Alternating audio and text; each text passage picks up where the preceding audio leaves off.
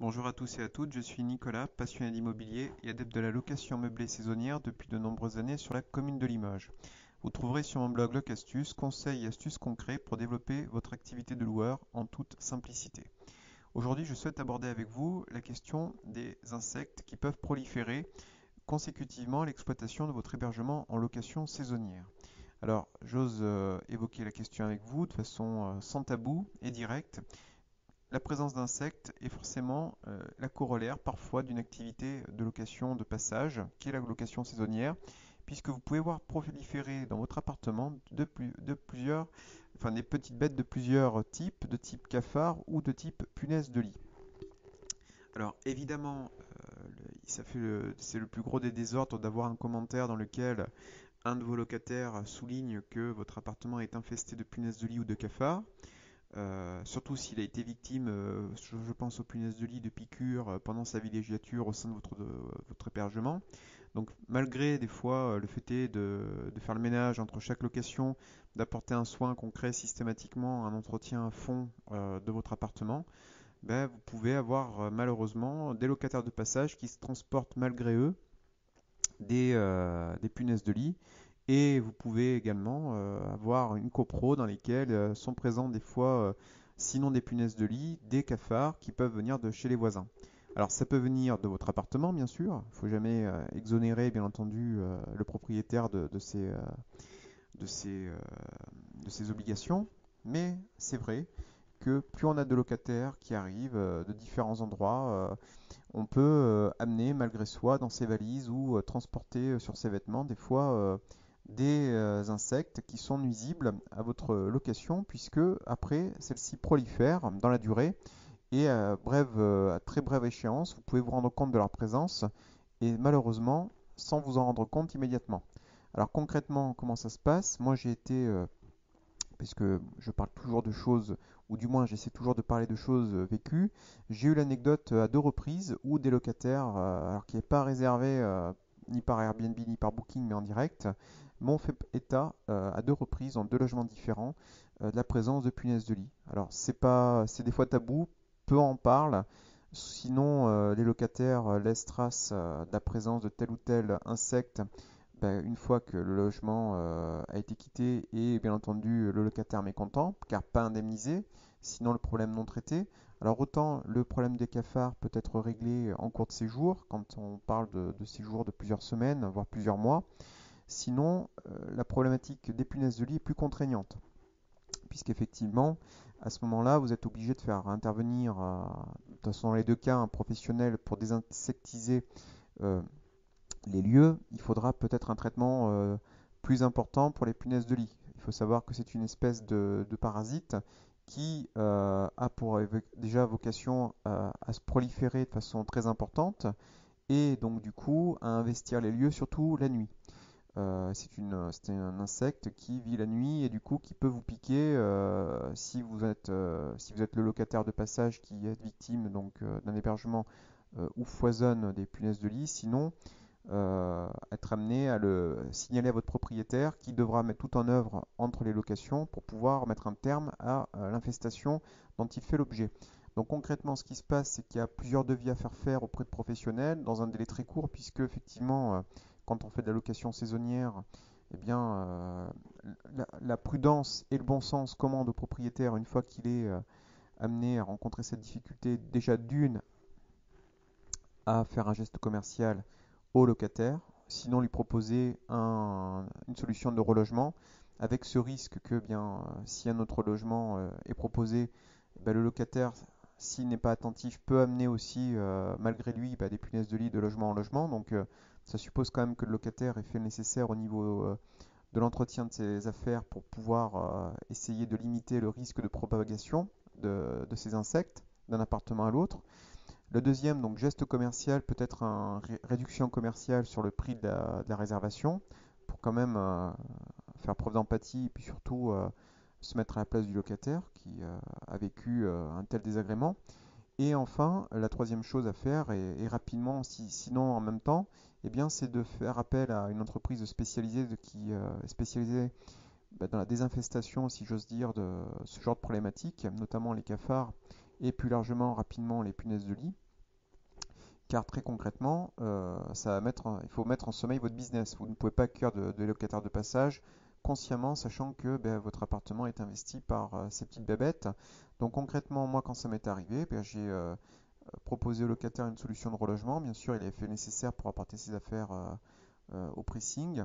Il avait bien entendu fait l'objet d'une remise commerciale. Pendant 10 jours, je n'ai pas mis le logement en location. Le temps pour l'entreprise d'intervenir, puisque j'ai fait deux trois entreprises pour connaître les modalités déjà de traitement, puisque ça suppose un traitement relativement important de fond en comble de votre appartement, aussi bien du mobilier, puisque ce sont des insectes qui peuvent proliférer à travers les prises de courant, qui peuvent aller se loger dans les plinthes, enfin dans l'interstice du matelas. Enfin, c'est une horreur. Donc, du coup, il peut y en avoir partout. Donc, vous avez un protocole à suivre. Donc, le professionnel, s'il est sérieux, va vous donner un protocole d'hygiène à suivre avant que celui-ci n'intervienne. Alors, la première fois que ça m'était arrivé, on avait eu affaire à un procédé professionnel à base de fumigène.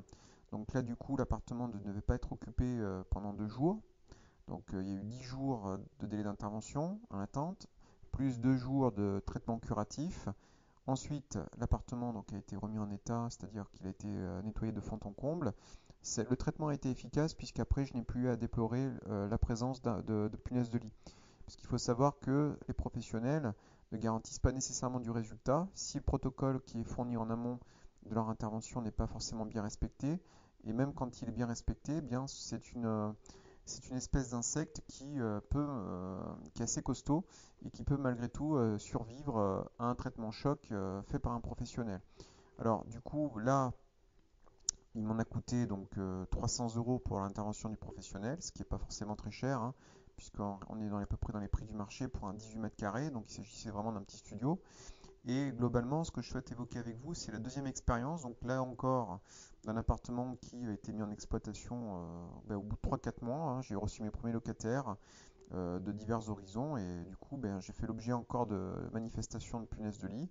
Là, je suis passé par un autre prestataire qui, lui, m'a moins bloqué au niveau de la location, puisque j'étais sur une location durant le premier confinement longue durée. Et du coup, j'ai fait intervenir une société qui est intervenue 6 fois avec un délai d'intervention à chaque fois de 15 jours, ce qui permettait en fait au locataire d'être absent seulement que quelques heures dans le logement, pas plus de 3 heures, pour permettre ensuite l'aération complète de l'appartement, sans pour autant que celui-ci n'ait à quitter les lieux. Contrairement à la première entreprise qui, dans son procédé d'intervention, hein, faisait que le logement devait être inoccupé vraiment pendant 2 jours, eu égard aux produits ben, forcément très nocifs pour les êtres humains, utilisés pour tuer ces types d'insectes qui prolifèrent. Donc du coup, c'est pour vous dire qu'il en coûte en temps, en argent. Bien entendu, toute annulation, enfin toutes les réservations qui ont, dans les deux cas qui ont été suivies. Alors dans le premier cas, j'ai orienté mes autres clients vers d'autres appartements, aussi bien chez moi que chez des amis qui font de la location saisonnière sur Limoges. Et dans le deuxième cas, bon, c'était moins problématique puisque la personne était compréhensive et avait manifesté la présence donc des punaises de lit après 4 semaines d'être rentrée dans les lieux. Donc elle était là encore pour au moins 2 mois et j'ai fait traiter le problème pendant sa location et puis après son départ. Et j'ai plus eu à gérer donc et à constater la présence de punaises de lit. Et dans la foulée, j'ai aussi traité l'appartement pour les cafards parce que j'avais des voisins qui avaient connu et qui connaissaient encore le problème. Donc du coup, j'ai fait traiter préventivement mon appartement en conséquence, à la fois pour les punaises de lit et les cafards. Donc pourquoi est-ce que j'évoque tout ça avec vous aujourd'hui? Parce que en temps normal, quand vous faites de la location traditionnelle dans les critères de décence du 30 janvier 2002, je le rappelle, vous devez présenter des logements sans présence de parasites ou d'espèces d'insectes parasitaires qui peuvent nuire donc à l'habitat et notamment à la jouissance que pourrait en avoir l'occupant, notamment des lieux. Donc c'est pour ça que je tiens à vous interpeller sur la location traditionnelle en nu ou en meublé à l'année ou par le bail mobilité de 1 à 10 mois, vous êtes en tant que bailleur tenu de présenter des locations propres et si besoin de faire intervenir des professionnels parce que c'est partie des critères de décence, pour pas qu'il y ait de problèmes, notamment au niveau des parasites au sein des hébergements que vous pouvez louer. Donc il faut impérativement faire appel à des entreprises spécialisées pour un traitement parasitaire adapté, quitte à suivre un protocole préalable à l'intervention de ces professionnels. Et quand vous avez de la location courte durée, l'impact est encore plus dommageable puisque là, en l'occurrence, vous êtes dans une activité business, donc amené à dégager une activité professionnelle la plupart du temps. Donc si vous ne traitez pas le problème, donc à défaut d'avoir un seul mauvais commentaire manifestant la présence de ces nuisibles, et bien du coup vous allez de ces nuisibles insectes, du coup vous allez avoir votre image de marque, votre preuve sociale qui va se détériorer, votre réputation va en prendre un coup, notamment si les commentaires se succèdent dans le mauvais sens. En revanche, quand vous avez un commentaire de ce type, parce que ça peut arriver, hein, personne n'est parfait, et que votre locataire manifeste son mécontentement malgré les gestes commerciaux que vous avez pu faire, malgré les propositions de relogement que vous auriez pu lui proposer, n'hésitez pas à faire une réponse constructive à un mauvais commentaire dans laquelle on peut mettre en exergue le fait est que dans l'hébergement que vous avez pu louer à un instant T où il y a eu des cafards ou des punaises de lit, en manifestant ce que vous avez pu mettre en œuvre pour régler le problème, quitte à mentionner l'entreprise que vous avez sollicitée pour traiter la désinfestation que vous avez eue dans votre hébergement. Et puis bien entendu, mettez en avant votre posture proactive, si j'ose dire, en mettant en avant les réductions commerciales ou les propositions de relogement que vous avez pu proposer à vos clients. Voilà.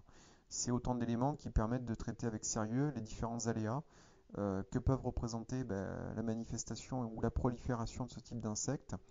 Et sachez que en faisant de la location saisonnière, vous pouvez accueillir des locataires malgré tout qui peuvent transporter malgré eux des insectes. Sinon, ces insectes peuvent venir soit de votre appartement, puisque vous êtes amené à en découvrir aussi, sinon de votre voisinage proche. Donc il n'y a pas forcément de vérité sur ce sujet, mais en tout cas, quand vous avez constatation d'une difficulté, ne l'éludez pas, traitez-la directement et essayez de manifester la rapidité adéquate et le comportement adéquat pour ne pas proposer un logement pourvu d'un problème tel que celui-ci, de manière à préserver à la fois la sérénité de votre activité et la qualité professionnelle que vous devez d'exercer en tant que tel pour le bien-être de vos prochains locataires, ou du moins pour tous ceux qui sont de passage au sein de votre appartement ou de vos appartements.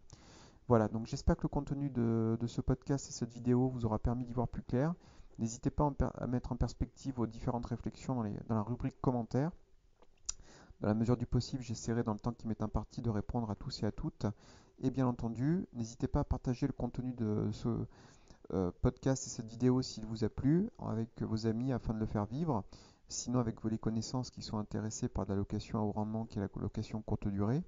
Et bien entendu, je vous invite à me suivre sur mon blog locastus.com et ma chaîne YouTube en vous abonnant sur Locastus, la chaîne YouTube Locastus, de manière à être mis au courant de mes prochaines publications. Je remercie en tout cas à tous et à toutes de votre attention et je vous souhaite à tous et à toutes une très bonne fin de journée. À très bientôt.